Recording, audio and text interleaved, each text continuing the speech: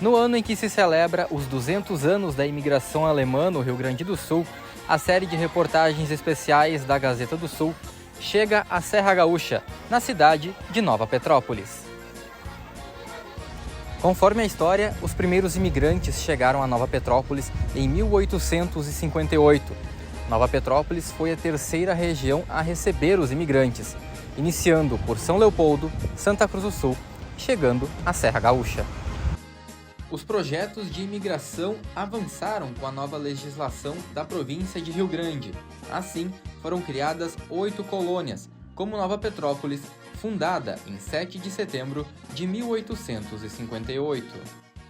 Nova Petrópolis, né, ela é um contexto praticamente de fronteira, né, se for ver em relação à colônia de São Leopoldo, né. Ela é uma região mais afastada de São Leopoldo, que recebe ondas mais tardias de imigração, né. Então a gente tem alguns historiadores que dizem então que seria uma segunda onda da imigração, né, aqui nesse período. Então a gente recebe pessoas de diversas regiões do centro da Europa, né, não necessariamente só a Alemanha como ela é formada hoje em dia, né. Então a gente recebe renanos, pomeranos, boêmios. Então, todas essas populações estão vindo para cá, né? Além disso, a gente recebe imigrantes franceses, holandeses. Nós recebemos até dos Estados Unidos, né? Que no contexto ainda poderiam ser definidos como irlandeses, né? Que vieram para trabalhar aqui. E tudo isso começa num contexto de colônia planejada, né? Isso foi definido já territórios que seriam ocupados aqui em 1858. Então, em 1858... já se tinha definido que aqui seria a colônia provincial de Nova Petrópolis, teria um território que seria ocupado por esses imigrantes que chegavam. Então já era um contexto assim, como é que eu posso falar? Já tinha essa questão de dominação de território, mas ela tinha que ser aos poucos, né? Porque aqui ainda era uma região que tinha população indígena. Aqui em Nova Petrópolis, né? Essa questão de ser planejado, então... foi indo aos poucos também. Algumas partes já estavam planejadas, então chegaram uma primeira leva de imigrantes, né?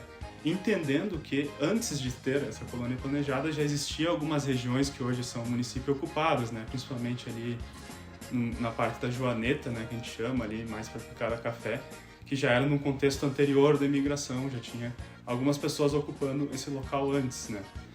Então, quando chegam aqui, esses imigrantes, né, eles ocupam territórios que a gente chama hoje de Linha Nova, Linha Olinda, Vila Olinda, que são ali, hoje a gente considera um marco zero, né, dentro da nossa geografia do município.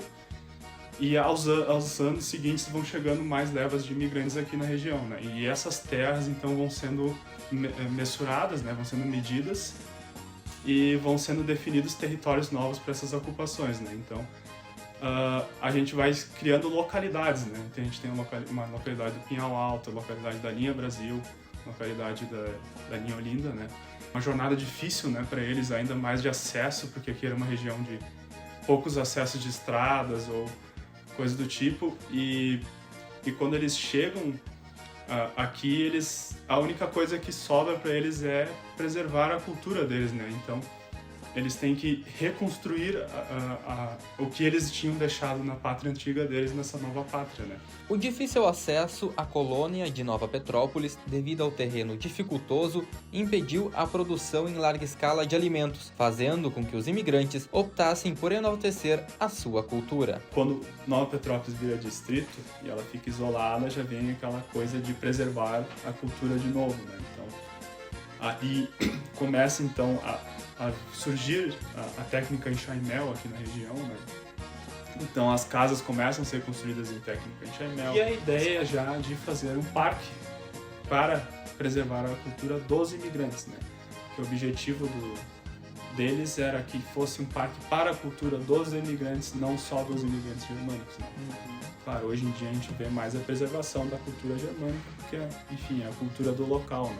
Bom, o Parque Aldeia do Imigrante, ele foi fundado em 1985, portanto tem 39 anos, e foi um parque constituído com o objetivo de preservar a cultura germânica como um todo, ou seja, através das construções aqui, da música, da dança, da culinária, do folclore, de todas as manifestações possíveis relacionadas à cultura alemã, objetos do nosso museu, que fazem, enriquecem esse local como sendo, vamos chamar assim, um guardião da cultura germânica.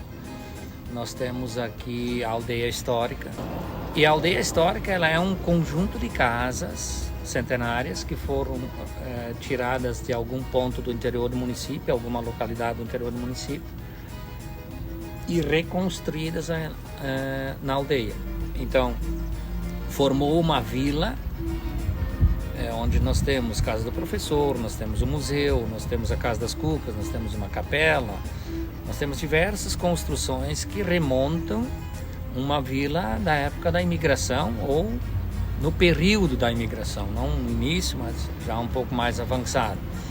E essas casas, elas têm uma representatividade muito grande, porque elas, na verdade, elas hoje são um cenário vivo da arquitetura, daquilo que se conseguiu preservar agora neste ano que a gente festeja o bicentenário, daquilo que conseguiu se preservar passados 200 anos, da imigração alemã.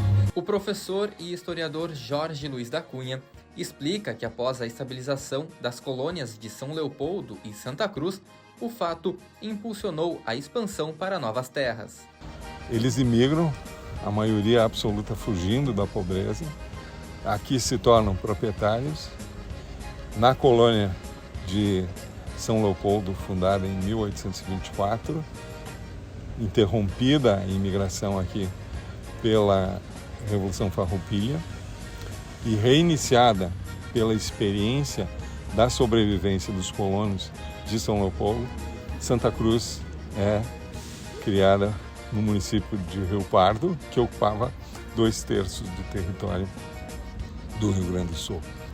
E isso é feito no distrito de Santa Cruz, que já era ocupado por açorianos, e inicia na linha de Santa Cruz, né? E depois mostra que a região se desenvolve rapidamente do ponto de vista econômico, além da produção de tabaco, né? Também na produção de alimentos, o que caracteriza a nossa região do Vale do Rio Pardo e Pardinho até hoje.